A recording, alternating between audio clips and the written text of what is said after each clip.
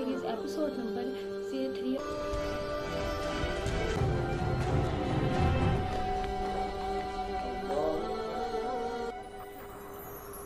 ये सब क्या हो रहा है? ألا تعبدوا إلا إياه وبالوالدين إحسانا إما يبلغن عندك الكبر أحدهما أو كلاهما فلا تقل لهما أف ولا تنهرهما وقل لهم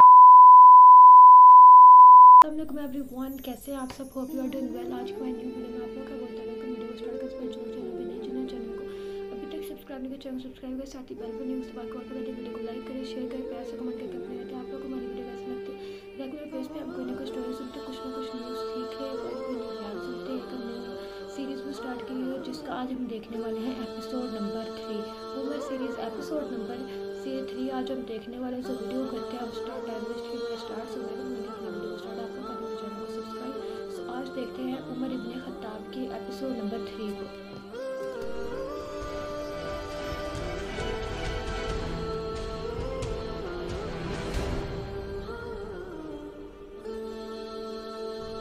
क्योंकि हम अबू तालिब को समझा कर थक चुके हैं, मुझे लगता है अब हमें मोहम्मद से सीधे बात कर लेनी चाहिए। क्या हमें मोहम्मद से मिलना चाहिए या नहीं? क्या हमें उससे खुले में बहस करनी चाहिए या नहीं? मोहम्मद से हम अपनी बुराई सुनेंगे?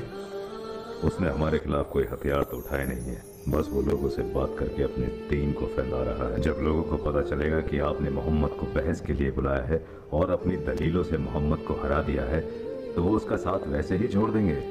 क्या होगा अगर इसका उल्टा हुआ तो फिर इसकी जिम्मेदारी आप ही की होगी। तो कौन ये काम करेगा?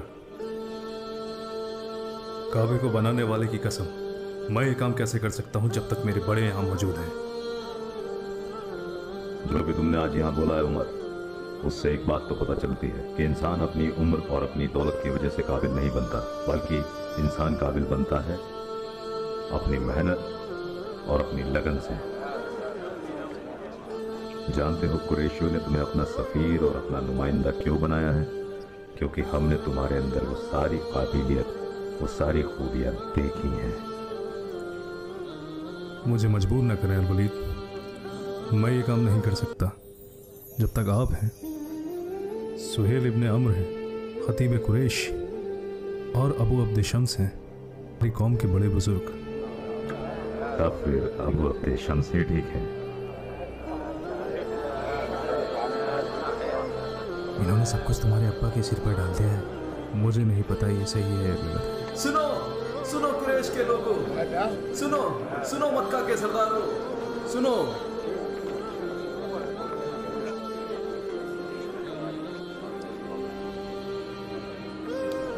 मक्का के लोगों, मैं शहादत देता हूं कि मैंने सलीम को आज से आजाद कर दिया है। अब से ये मेरा बेटा है और आज से सलीम है सलीम इब्ने अबू उदैफा इब्ने उतबा इब्ने रबिया। मैं इसे अपना वारिस मानता हूं और इसे अपना वारिस भी बनाता हूं।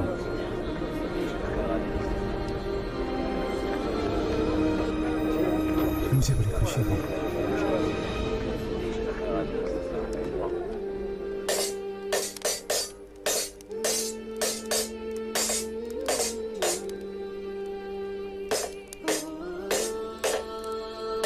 जब एक गुलाम आजाद होता है तो दूसरे गुलाम को उसके लिए खुश होना चाहिए।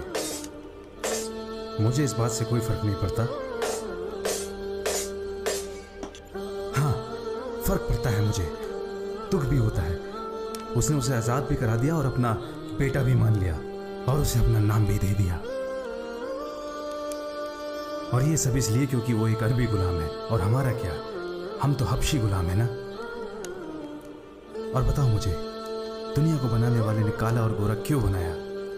क्या तुम्हें अपना रंग पसंद नहीं वाशी? तुम्हें है क्या? लेकिन मुझे है। नहीं, मुझे नहीं है, क्योंकि मैं एक हबशी हूँ, इसलिए ये लोग मुझसे नफरत करते हैं। अगर मेरा रंग भी गोरा होता तो ये मुझे भी आजाद करते। तुम भी उनकी तरह हो गए हो वाशी। उनकी तरह? हाँ, क्योंकि तुम भी उनकी आंखों से अपना रंग देख रहे हो। तुम उनके गुलाम नहीं हो, बल्कि वो तो खुद अपनी इच्छाओं के गुलाम हैं। वो कभी सच को नहीं देख सकते और हमेशा ऐसे ही भटकते रहेंगे। वो किसी गुलाम से पहले कभी नहीं सुना। मैं अपने आकाओं का गुलाम नहीं, जानते हो क्यों? क्योंकि मेरा शरीर उनका गुलाम है, लेकिन मेरा जिस्म और मेरी रूह उन सबसे ज्यादा आजाद है। तुम मुझे सपने दिखाने चले हो। कुरैश के लोग आज आपस में बातें कर रहे थे। तुम्हारा इस बारे में क्या सोचना है? क्या मतलब? क्या गुलाम के पास कान नहीं होते? मैंने तब तक कुछ भी नहीं सुना जब तक अबू हुदैफा ने सलीम को आकर आजाद नहीं कर दिया। तुम वहां खड़े थे और तुमने कुछ भी नहीं सुना? मेरे मालिक ने मुझे सिखाया है कि अगर मैं किसी मजलिस में खड़ा हूँ तो ना मुझे देखने की इजाजत है और ना सुनने की। हाँ, मैं जानता हूं वो मोहम्मद और उनके दीन के बारे में बात कर रहे थे। तो तुम क्या सोचते हो? क्या मतलब? तुम आज हो क्या गया है? कुरैशी को किस बात से तकलीफ होती है, इस बात पर एक गुलाम अपनी राय कैसे दे सकता है? राय यहाँ होती है, यहाँ या यहाँ। इंसान को पहले खुद को देखना चाहिए। इंसान, ये खूबियां मेरे अंदर कब आएंगी? और मैं क्यों मोहम्मद की परवाह करूं? तुम इस बात को नहीं समझ पाओगे। मुझे इस बारे में कोई राय नहीं देनी, लेकिन तुम तो दे रहे हो। मेरी राय यह है कि ना तो मैं मोहम्मद के दीन की परवाह करता हूं और ना ही कुरैशियों की, और मेरे लिए इन दोनों के दीन का कोई मतलब नहीं है। सही कहा, आपको सिर्फ कुरैशियों का नबी बनाकर नहीं भेजा गया है और ना ही सारे अरब का, बल्कि आपको नबी बनाकर भेजा गया है पूरी कायनात का। और उसमें काले, गोरे, अरबी, गैर अरबी और न जाने कितने। ये सब तुमने कहाँ से सीखा मामा की बेटी? अगर तुम भी लोगों को ऐसे सुनते जैसे कि मैं सुनता हूँ तो तुम भी शायद जान जाते। तुमने कहा सारी कायनात के लिए, तो क्या उसमें आज़ाद और गुलाम लोग भी हैं? तो कल अगर मैं मोहम्मद पे भरोसा करूं तो क्या वो मुझे आज़ाद करा देंगे? अगर तुमने कल उन लोगों को सुना होता तो तुम जान जाते कि वो आपसे कितना बैर रखते हैं, जबकि आप अखलाक और फ़राइज़ में उन सबसे कहीं ज़्यादा अफजल हैं। अगर वो तुम्हें आज़ाद करने का हुक्म भी देते हैं तो ये लोग नहीं मानेंगे।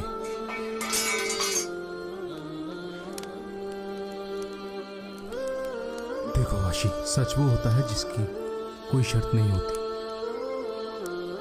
और ना ही उसे कोई कीमत देकर खरीदा जा सकता है और ना ही उसे छुपाया जा सकता है। जिस दिन ये सच सामने आएगा तो सबको बराबर का इंसाफ मिलेगा।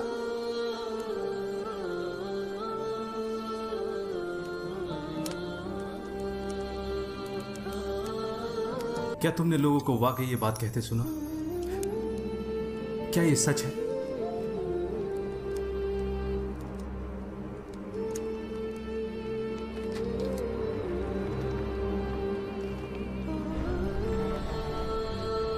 सुनो इब्न अबी कुहाफा,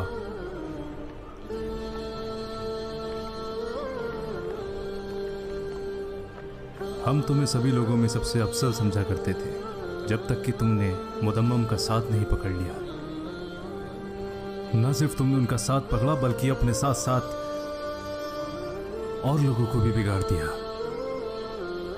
लानत है तुम पर। और तू चरवाहे, तू क्या सोचता है इन लोगों का साथ पकड़कर तू बच जाएगा? मैं भी देखता हूं तुझे मुझसे कौन बचाता है। अब तो ज्यादा दिन तक मेरे कहर से बच नहीं पाएगा। तुझसे ज्यादा वफादार तो उन भेड़ों के साथ रहने वाला कुत्ता होता है। बहुत जल्द मेरा अजाब तुझ पे नाजिल होने वाला है। फिर देखता हूं तुझे कौन बचाता है। कोई भी कबीला तुझे मुझसे बचाने मेरे सामने नहीं आएगा। सलाम। मैं अब जैसे जाहिल लोगों से कोई लेना देना नहीं है। सुनो, तुम्हारा ये हाल करूंगा। अल्लाह के रसूल ने सही कहा था, ये वाकई में अबू जहल है। आपने देखा नहीं वो कैसे अल्लाह के रसूल को गालियां दे रहा था। वो आपको मुदम्मम बुला रहा था, जबकि आप, वल्लाही मैं उसकी गाली का जवाब देकर रहूंगा। मेरे नबी ने ऐसा करने से मना किया है। वल्लाही आपको तो रहनुमा बनाकर भेजा गया है ताकि वो लोगों में खुशियाँ भी बांटे और साथ ही साथ हिदायत भी करें। आखिर में हम सबको उसे खुदा के पास ही जाना है। और आप इब्ने मसूद, आपने तो पूरा कुरान हिफ्ज़ कर लिया है, फिर आप उस खुदा की अनदेखी कैसे कर सकते हैं? अल्लाह कहता है,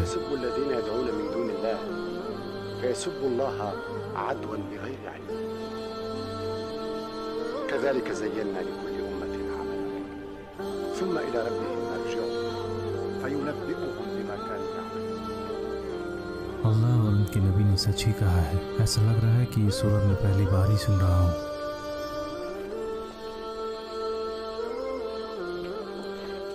आइए, आपका खैर मकदम है। बताओ तुम क्यों मेरा खैर मकदम करोगे उमर? क्या मैंने तुमसे मना नहीं किया था? क्या मना किया था? यही कि दूसरों के सामने मेरी मुखालिफत मत करना। तुमने देखा नहीं कैसे उतबा इब्न रबिया ने तुम्हारी तारीफ की और मुझे नीचा दिखाया? या तुम ये बताना चाहते हो कि उमर उसके मामा से ज्यादा समझदार है? तो आप इसलिए यहाँ आए हैं? सुनो अबू अल हाकम, तुम भी मुझे अबू जहल क्यों नहीं बुलाते जैसे मोहम्मद और उसके सहाबा मुझे बुलाते हैं?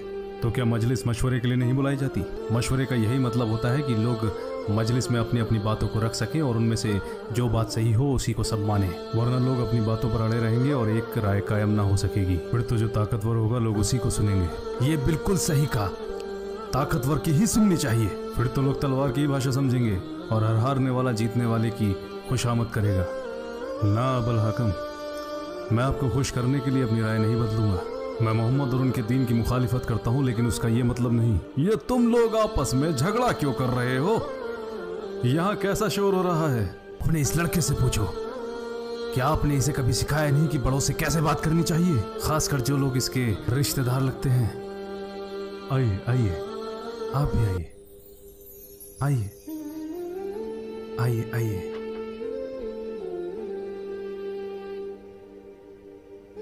साला को तुम्हारे अब्बू और भाई अबू जंदल आए हैं और साथ में मेरे अब्बा और मेरे भाई भी हैं। जरा बाहर तो आओ। तुमने सलीम की बात को आम करने से पहले मुझसे बात क्यों नहीं की? और तुम्हारे ससुर अबू यजीद भी तो थे, तुम्हें कम से कम इनसे तो मशवरा लेना चाहिए था। जब मैं और सलीम उस दिन एक साथ खाना खा रहे थे, वो आपको बिल्कुल पसंद नहीं आया।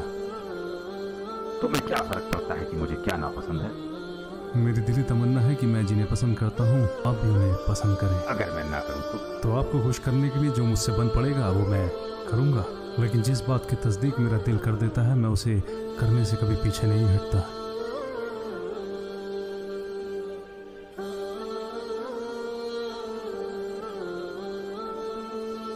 जो तुम्हारे खालिद ने सलीम के साथ किया उससे तुम खुश हो? मैं कैसे ना खुश हो सकती हूँ? सालिम तो मेरे बेटे की तरह है और अगर मैं पसंद ना भी करूं तब भी मैं अपने खाविन के खिलाफ नहीं जा सकती। और अब्बा जी, अगर मैंने कभी ऐसा किया तो सबसे पहले आप ही आएंगे मुझे डांटने के लिए। सालिम, سيدي यहाँ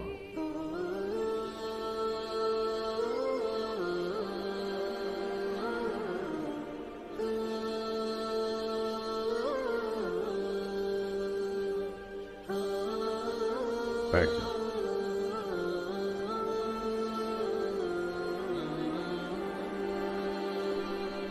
अपने दादा की बात सुनो मिलके।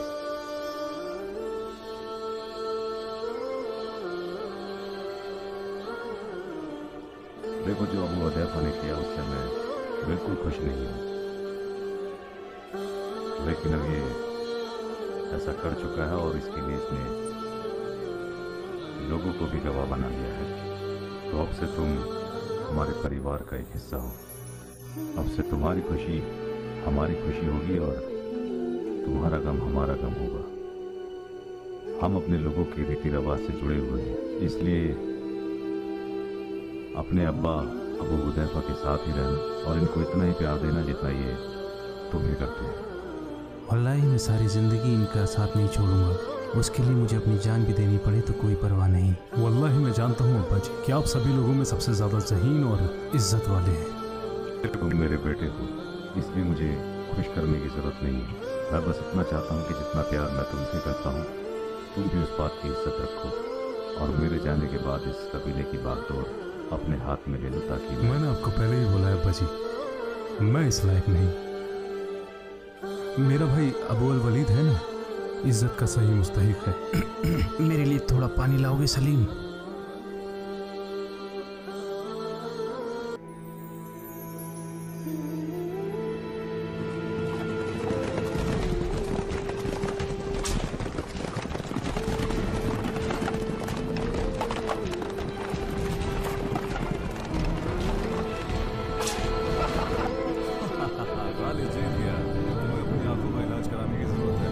जब पहली रेस तुमने जीती थी तब क्या मेरी आंखें सही काम कर रही थी? और अब तुम इस बार हार रहे हो तो मेरी आंखों का कसूर है। हाँ मुझे पता है तुम ये नहीं बोलना चाहते कि उमर खालिद से दोनों बार जीत गया, क्योंकि वो तुम्हारा रिश्तेदार भी है और तुम दोनों मखजूम कबीले से भी हो। हाँ मैं जानता हूँ वो मेरा रिश्तेदार भी है और मेरी कौम का है, लेकिन तुम भूल रहे हो शायद कि मैं तुम्हारा मामा भी हूँ और करीब का। हाँ तुम जब तक थे जब तक तुमने अपने रिश्तेदार के हक में फैसला नहीं दिया। अब नहीं हूँ। याश लोगों को खुश करना भी आसान नहीं होता। सही कहा। और उनमें सबसे ज्यादा वही पिसता है जो दोनों के बीच फैसला कराता है। चलो अब तुम ही फैसला करो, हम दोनों में रेस कौन जीता? वही जीता जिस पे मैंने अपनी शर्त लगाई थी, यानी कि मैं।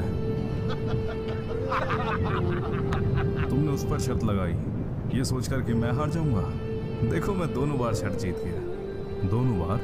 देखो पहली बार मैंने तुम पे शर्त लगाई और मैं जीत गया। ये अपनी गलत सोच में हम दोनों को भागीदार बना रहा है। तुम ये क्यों नहीं कहते कि मैंने अपनी सही सोच लगाकर दोनों को बराबर आका है? पहली बार में उमर और दूसरी बार में तुम, और ये दोनों बार ही जीत गए। आमिर बिन अलास की किस्मत आज वाकई में बहुत बुलंद है। तुम्हें क्या लगा ये किस्मत का खेल है? मैंने पहले ही रेस में उमर के घोड़े को भांप लिया था। वो खालिद के घोड़े के मुकाबले में ज्यादा हाँफ रहा था। इसी से मैंने अंदाजा लगा लिया था कि ये पहली रेस में काफी थक चुका है और दूसरी रेस में उमर के घोड़े से हार जाएगा। अच्छा तो अब समझ में आया कि ये घोड़ा हारा है, घुड़सवार नहीं। घोड़ा हमेशा घुड़सवार के इशारों पे ही चलता है। बात को घुमाने की कोशिश ना करो उमर। ये तो हमजा इब्न अब्दुल मुत्तलिब है। हाँ वाकई हमेशा की तरह शिकार पे जा रहे हैं। क्यों ना हम भी इनके साथ शिकार पर चले जाएं, ये जानते हुए भी कि हमारे और हाशिम कबीले के बीच में क्या चल रहा है। लेकिन हमजा ने तो मोहम्मद का दीन कबूल नहीं किया और हमारे बड़ों ने तो अभी तक इन मसलों सिवाय उमर के बुजुर्गों के होते हुए भी अदिया कबीले ने इनको चुना है। वह वाकई में बहुत शानदार घुड़सवार है।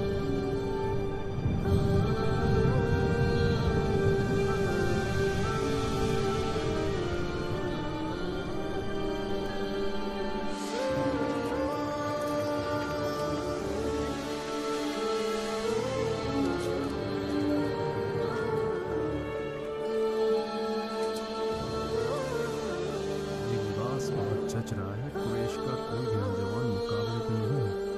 कहाँ जा रहे हो अब्दुल्ला? मुझे कुछ काम है। मुझसे कुछ छुपा रहे हो? इसमें छुपाने और बताने जैसी कोई बात नहीं है। क्या तुम हमारे साथ मजलिस में नहीं चलोगे या तुम्हें अपने बाप का साथ पसंद नहीं है? नहीं, ऐसी कोई भी बात नहीं है। अगर तुम्हारे लिए दूसरों का साथ और मेरा साथ एक ही बात है तो मेरे साथ ही चलो। मुझे जहाँ पसंद है मैं वहीं जाऊँगा। तो तुम्हें मेरा साथ पसंद है? देखिए अब्बा, मैं आपके साथ बहस नहीं करना चाहता। जब भी मैं तुमसे कहीं जाने के लिए बोलता हूँ तुम हमेशा ही मुझे मोहम्मद और उनके सहाबाओं पर कभी न खत्म होने वाली बहस के अलावा आप करते क्या है उस मजलिस में? कभी न खत्म होने वाली? तुम्हें नहीं पता उन्होंने क्या किया है हमारे साथ? बताइए अब्बा जी, क्या किया है उन्होंने हमारे दीन और हमारे खुदाओं को गालियाँ दी हैं। तो आप क्या अपने खुदाओं की हिमायत कर रहे हैं? वो तो अपनी हिमायत आपसे ज्यादा खुद कर सकते हैं। जब भी कोई गंभीर मसला होता है क्या आप उनके पास नहीं जाते मदद मांगने के लिए?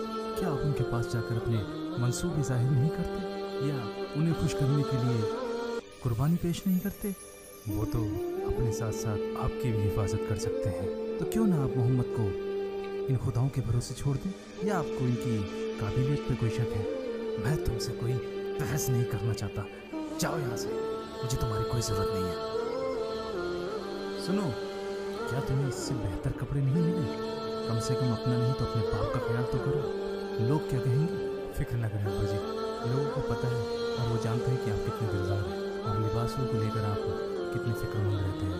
और अगर वो करते भी हैं तो मेरे भाई का लिबास उन्हें छोटा बना देगा। अबू जंदल, क्या तुम मेरे साथ चलोगे? अबू जंदल, तुम मेरे साथ आओगे?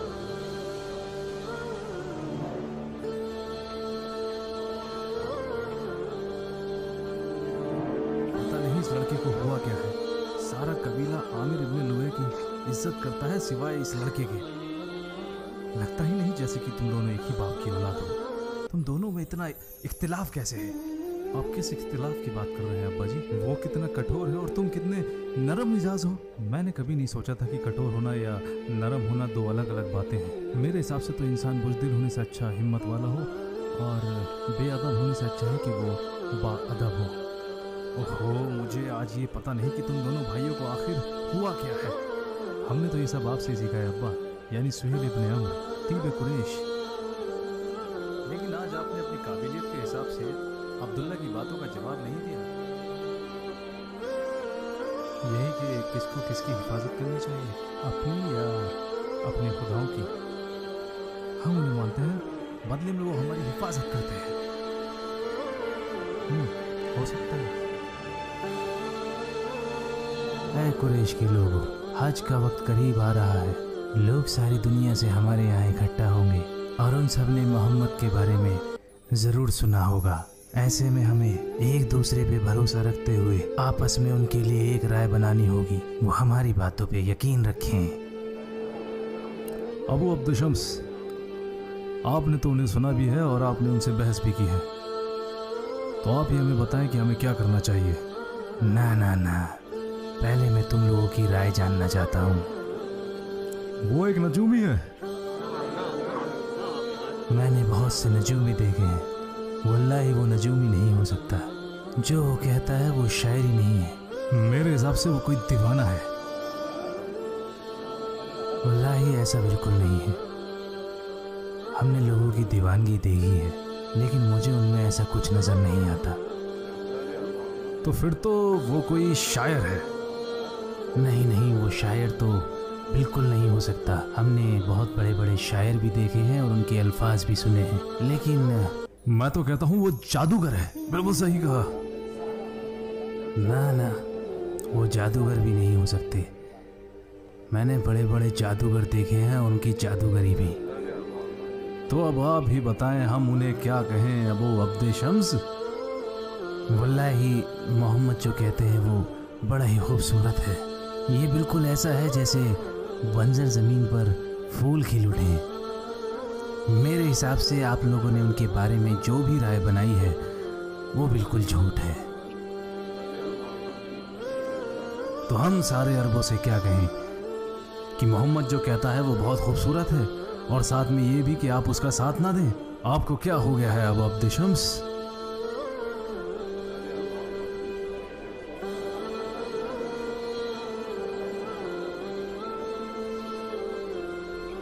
मेरे हिसाब से जो आसपास है वो है नजूमी। नजूमी जो अपने जादुई अल्फाजों से बाप का बेटे से, खाविंद का बीवी से और भाई का भाई से झगड़ा करा देता है।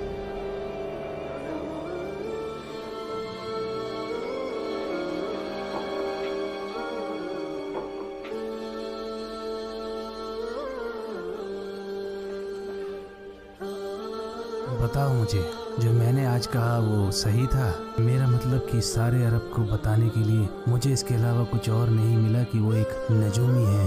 वल्लाही उनके खूबसूरत और मीठे अल्फाज किसी भी इंसान का उसके बाप, भाई या बीवी से इख्तिलाफ करा सकते हैं और इसी बात को लेकर इख्तिलाफ पैदा हो जाता है। शायद आप बिल्कुल ठीक कह रहे हैं अब्बा जी। जो भी आपने कहा, लोग उससे इत्तेफाक रखते हैं।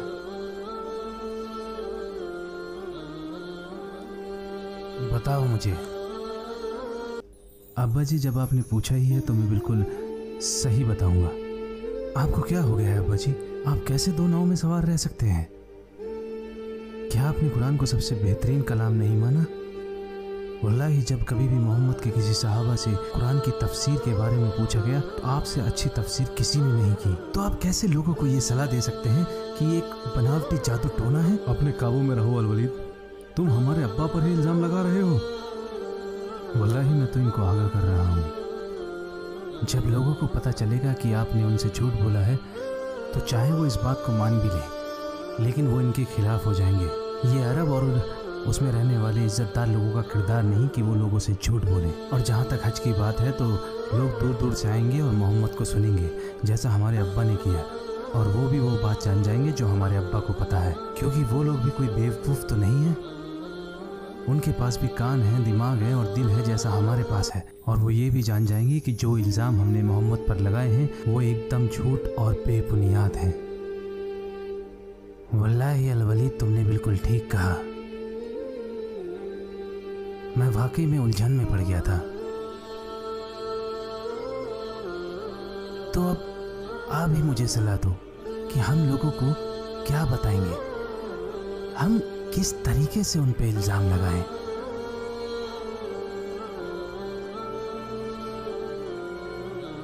वल्लाही मुझे अपने कानों पे यकीन नहीं हो रहा। लोगों को वो बताओ जो आप एक दूसरे से कहते हो, लेकिन फिर तो मोहम्मद का कद हमसे बड़ा हो जाएगा। अगर आप सच नहीं बोल सकते तो कम से कम चुप तो रह सकते हैं। फिर हम एक ही काम कर सकते हैं कि लोगों को मोहम्मद से मिलने से रोक दें।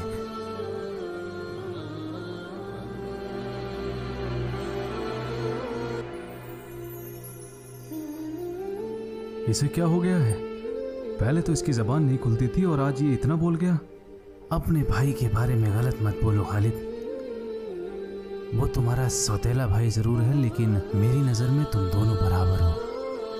अगर तुम्हें कुरैश की फौज का सिपह सलार बनाया है तो अपनी ताकत पर घमंड ना करो। दो ही तरीके के लोगों ने अरबों पे राज किया है, या तो अपनी तलवार के दम पर, या फिर वो जिनमें सब्र और सलाहियत दोनों है।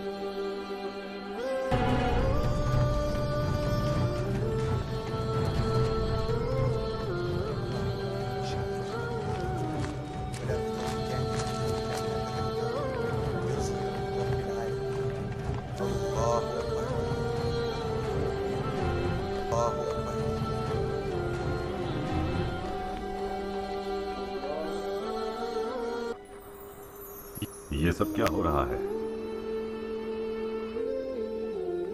मुझे कसम है अबू हुदैफा, कसम है अपने खुदाओं की, ये सब देखने से पहले मैं मर क्यों नहीं गया। अगर लोगों को इस बात का पता चलेगा तो मैं उन्हें क्या जवाब दूंगा? कौन से लोग अब्बा जी? जब मैं उसे खुदा से डरता हूँ तो मुझे चाहिए तुमसे तुम्हारे खुदा ने कहा है कि तुम अपने बाप की नाफरमानी करो? नहीं, बल्कि वो तो कहता है कि हमेशा अपने माँ बाप की फरमाबरदार रहो। इस्लाम का तो बुनियादी उसूल यही है कि उस एक खुदा में यकीन रखो। अरे सालिम, जरा वो आयत पढ़ना। क़ज़ा रब्बुका अल्ला तअबुदू इल्ला इय्याहु व बिल वालिदैनि इहसाना इम्मा यब्लुगन्ना इंदका अल-किबरा अहदुहुमा अव किलाहुमा फला तक़ुल लहुमा उफ़्फ़िन वला तनहरहुमा व क़ुल लहुमा क़ौलन करीमा वाख़फ़िद लहुमा जनाह अद-दुल्ली मिन ar-रहमा व क़ुल रब्बि इरहमहुमा कमा रब्बयानी सग़ीरा। यकीनन हर किसी को अपने माँ बाप के साथ बड़ी नरम दिली से पेश आना चाहिए, चाहे वो शिर्क में ही क्यों ना मुब्तला हो, और अपनी औलादों को भी ऐसा करने के लिए बोलते हो। وإن جاهداك على أن تشرك بي ما ليس لك به علم فلا تطعهما وصاحبهما في الدنيا معروفا। जो पहले तुम्हारा गुलाम हुआ करता था वो हिफ्ज़ कुरान होने के बाद दीन में तुमसे आगे निकल गया है, या शायद इसीलिए नमाज में तुमसे आगे खड़ा था? हाँ बाजी, ये खासियत अल्लाह ने इसे बख्शी है। ये बस अल्लाह के नबी से जुबानी आयतें सुनता है और उन्हें पूरे दिल से हिफ्ज़ कर लेता है। मैं भी इसे सीखता हूँ और नमाज में मेरी क़यादत करता है। इसमें कोई नुकसान मुझे नहीं है। लगता है यहाँ सब के सब पागल हो गए हैं। क्या ये सब मोहम्मद की वजह से हो रहा है? वो छोटे लोगों को तो बड़ा रुतबा दे रहा है और बड़े लोगों को नीचे कर रहा है। नहीं, वो सबको एक बराबर मानते हैं। सिर्फ आगे निकलने का एक ही रास्ता है और वो है तकवा। अल्लाह जानता है और इसका अजर देता है। जैसा कि तुमने मुझे बताया कि वो कहता है कि अपने माँ बाप के हमेशा फर्मा बरदार रहो, तो क्या तुम ऐसे अपने बाप के फर्मा बरदार हो? ये मेरी फर्मा बरदारी है कि मैं आपको इस्लाम की दावत देता हूँ। वल्लाही बिल्कुल नहीं। कुरैश ये नहीं कहेंगे कि उतबा ने अपना दीन बदल लिया और अपने ही लोगों से अलग हो गया। तुमने अपने बाप से बहुत बहस कर ली। मुझे कसम है कि तुम्हें तुम्हारे लोगों की और तुम्हारे बाप के दीन की तरफ वापस लेके आऊंगा। कसम? किसकी? अल्लाह तआला इज्जत की, उन खुदाओं की जिन्हें आप खुद बनाते हैं। पहले तो उन्हें खुद बनाते हैं, फिर उनके आगे खुद ही झुकते हैं। जिसे आप बनाते हैं वो आपको बनाने वाला हो जाता है, और जिसे आप पैदा करते हैं फिर वो आपको पैदा करने वाला हो जाता है। इससे अच्छा तो आप उसे खुदा में यकीन रखिए जिसने पूरी मखलूक़ात को बनाया है और उस एक की इबादत करने का हुक्म दिया है। अगर उस खुदा से अज़र चाहते हो तो फर्मा बरदार बनो। अल्लाह की मेहरबानी चाहते हो तो मेहरबान बनो। अल्लाह से नेकी चाहते हो तो नेक बनो। अगर चाहते हो कि अल्लाह तुम्हें इज्जत और प्यार दे तो लोगों के साथ इज्जत और प्यार से पेश आओ। सब मिलकर एक हो जाओ जैसे वो खुदा एक है। बताओ मुझे क्या सही है, या वो खुदा जिनकी वजह से आप आपस में बटे हुए हैं, वो सारे बुत जिन्हें अपनी मर्जी और पसंद से बनाते हो, यहां तो सभी कुछ उल्टा लगता है। क्या इंसान खुदाओं को बना सकता है? क्या हो रहा है यहाँ? आपको तो हमारे पास होना चाहिए था। बहुत गंभीर मसला है। इन्हें जवाब दो अबू हुदैफा। अपने बहनोई अबू सुफियान से कहो, अपने ससुर अबू यजीद को बताओ, अपनी बहन से कहो।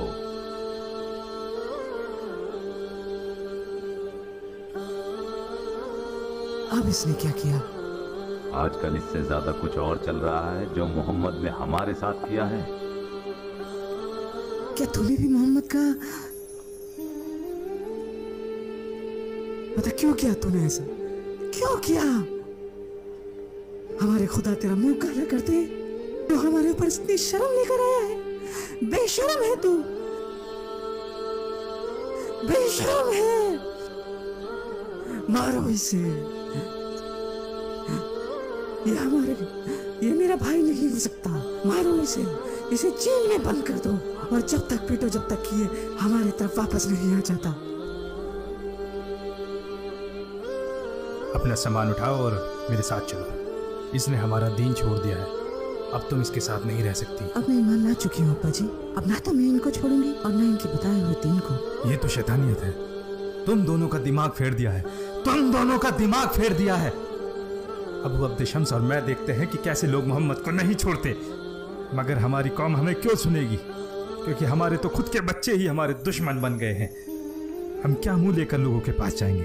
वो तो यही कहेंगे, जाओ पहले अपने घर को संभालो, फिर हमारे पास आना। बिल्कुल, लोगों को ये कहने का हक है।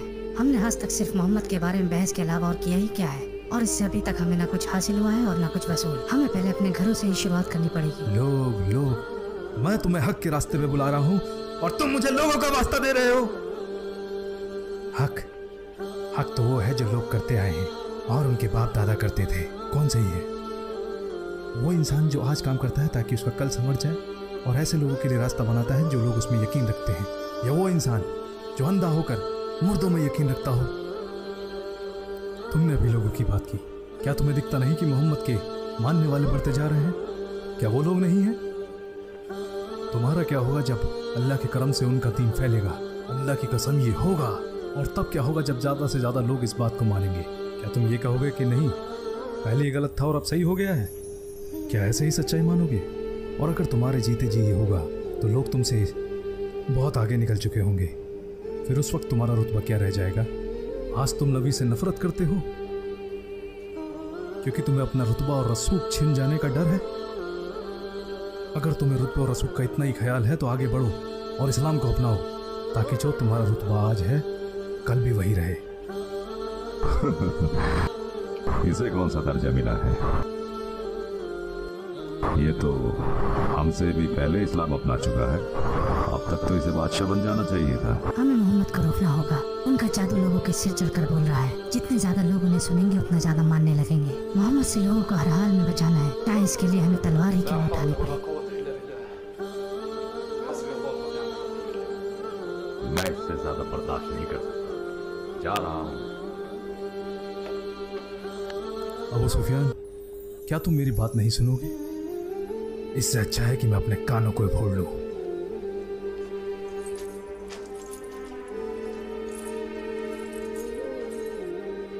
और आप अबू यजीद,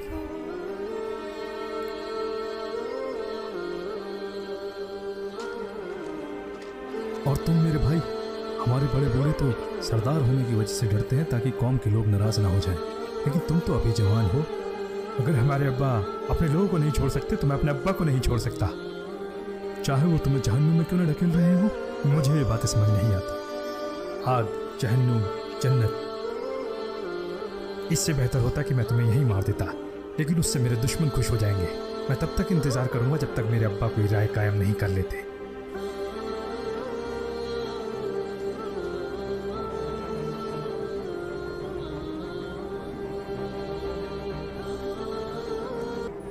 सुनो अरब के इज्जतदार लोगों, जैसा तुम जानते हो हम हरम के लोग हैं और इसकी निगहबानी करते हैं। जिसने भी हरम के खिलाफ साजिश की है, हमारे खुदाओं के फजलो करम से वो सारे खाक में मिल गए। आप लोग गवाह हैं जो यहाँ हाथी लेकर आए थे, उनका क्या हाल हुआ था। अब हमारे बीच ही एक इंसान पैदा हो गया है जिसके बारे में आपने सुना होगा। वो अपने बारे में लोगों को बरगलाता फिर रहा है, लेकिन उसमें रत्ती भर भी सच्चाई नहीं है। उसकी वजह से हमारे आपस में इख्तिलाफ पैदा हो गए। हमारी पीढ़ियों की बेइज्जती करता है और हमारे खुदाओं को गालियां देता है। हमारे बीच से कुछ कमजोर और कम जहन लोग उसको मानने भी लगे हैं, ये जानते हुए भी कि वो हम लोगों में से ही एक है।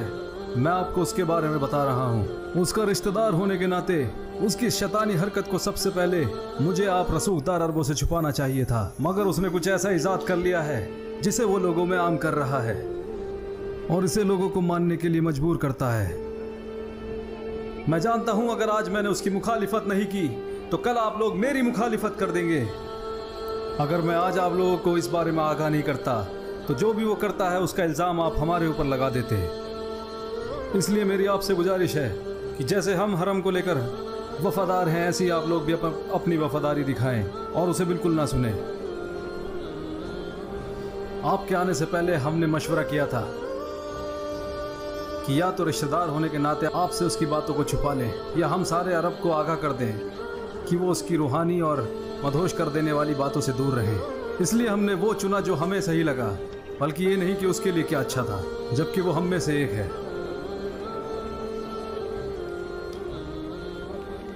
इसलिए आपको इस पाक जगह का वास्ता उससे दूर रहना। अगर उसने वाकई में कुछ अच्छा इजाद किया होता तो सबसे पहले हम उसे मानते, जबकि हम तो खुद उनके कबीले के लोग हैं। अगर वाकई उसकी बात में कोई दम होता तो हम पहले उसे मानते। वो तो यहाँ तक कहता है कि अगर आप लोग हमारे साथ हो जाएं तो अरबों को तो हमारे साथ आना ही पड़ेगा, लेकिन हम जवाब में बोलते हैं कि अरब के साथ हमारा रिश्ता आज का नहीं है, बहुत पुराना है। हम अरबों से दुश्मनी मोल क्यों लेंगे? उसके पास रूहानी ताकतों का खजाना है जिससे वो खानदान को खानदान से लड़वा देता है और लोगों को लोगों से लड़वा देता है, लेकिन हमने उसे मानने से इनकार कर दिया।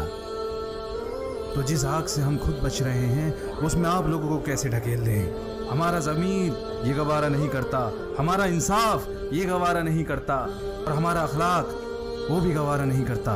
और उसकी रूहानी ताकतों से अपने आप को बचा लेना।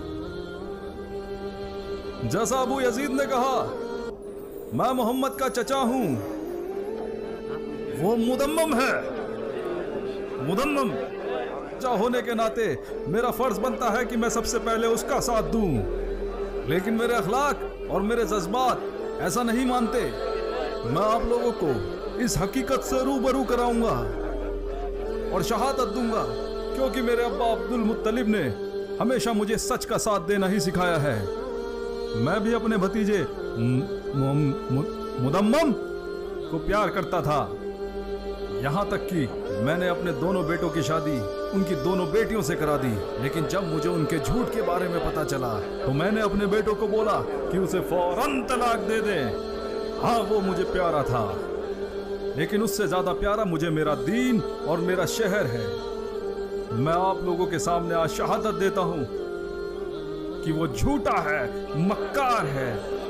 उससे दूर रहना और उसके पास भी मत जाना, वरना वो आप लोगों पे भी जादू कर देगा। आप लोगों ने इनके चचा की शहादत को सुना, अब बाकी कहने को कुछ बचा नहीं है। सुना आपने, अब बाकी कहने को कुछ बचा नहीं है।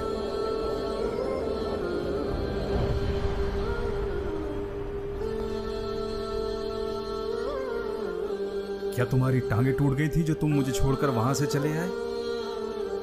अब्बा जी, आप मुझे हमेशा डांटते क्यों रहते हैं? मेरा भाई अब्दुल्ला भी तो आपके साथ नहीं गया। मैं इससे तंग आ चुका हूं। तुम्हारा क्या नुकसान होता अगर तुम मेरी बात खत्म होने तक वहां रुक जाते? मैं आवाम के बीच बोलने का तरीका ही तो सिखा रहा था। मैंने बहुत कोशिश की अब्बा जी कि मैं आपको खुश रख सकूं, लेकिन आप तो जानते ही हैं कभी कभी भी नाइत्तेफाकी पैदा हो जाती है। से कोई नाइत्तेफाकी नहीं होती। अगर मैं आपकी तरह नहीं सोचता तो इसका मतलब क्या मैं नाकाबिल हूं? तुम्हें क्यों हंसी आ रही है? अबू जंदल अपनी मर्जी के खिलाफ आपके साथ गया। अपने बेटे से वो काम ना कराओ जो उसे पसंद नहीं है। कहीं ऐसा ना हो कि आपको भी इस बात से नाइत्तेफाकी हो जाए। बोलो अबू जंदल, बता दो इन्हें, घबराओ नहीं। इन्हें वो बता दो जो तुमने मुझे बताया था। मैंने ऐसा कुछ भी नहीं कहा। ठीक है, फिर मैं बता देता हूं। अब्बा जी, जो भी आपने आज मोहम्मद के लिए कहा उससे आप बड़े खुश हो रहे होंगे, जबकि आप कुरैशियों में बड़े सादिक इंसान हैं। लेकिन ये सदाकत आपके साथ भी जा सकती है और आपके खिलाफ भी। ठीक उसी तरह जैसे एक तेज धार तलवार का इस्तेमाल इंसाफ को बचाने के लिए भी किया जा सकता है और नाइंसाफी को बढ़ाने के लिए भी। और आपने आज नाइंसाफी की है। आपने जो भी मोहम्मद के बारे में कहा है ना तो वो सही है और ना ही सच है। याद रखें अब्बा जी, सच्चाई के साथ बिताया गया एक पहर झूठ के साथ बिताई गई जिंदगी से कहीं बेहतर है। तुम मोहम्मद का साथ दे रहे हो, मुझे लगता है तुम भी कहीं उसके सहाबाओं में से एक तो नहीं हो, या तुम उसके पास बैठने लगे हो। तुम्हें पता नहीं है कि उसने तुम्हारे बहनोई अबू हुदैफा और तुम्हारी बहन साला को भी अपने जाल में फंसा लिया है। अगर मैं वाकई में ऐसा कुछ करूंगा तो सबसे पहले आपको पता चलेगा आखिर तुम्हें हुआ क्या है। हमने आपसे ही सीखा है। जब से हमने होश संभाला है आपने हमें बताया है कि मोहम्मद हमारे लोगों में सबसे ज्यादा सादिक, अल-अमीन, अल-करीम है। फिर अचानक एक दिन हम उठते हैं और आप हमसे बोलते हो कि नहीं, वो तो एक झूठा और मक्कार और जादूगर है। मैं पहले भी सच्चा था और आज भी सच्चा हूँ। ऐसा नहीं हो सकता।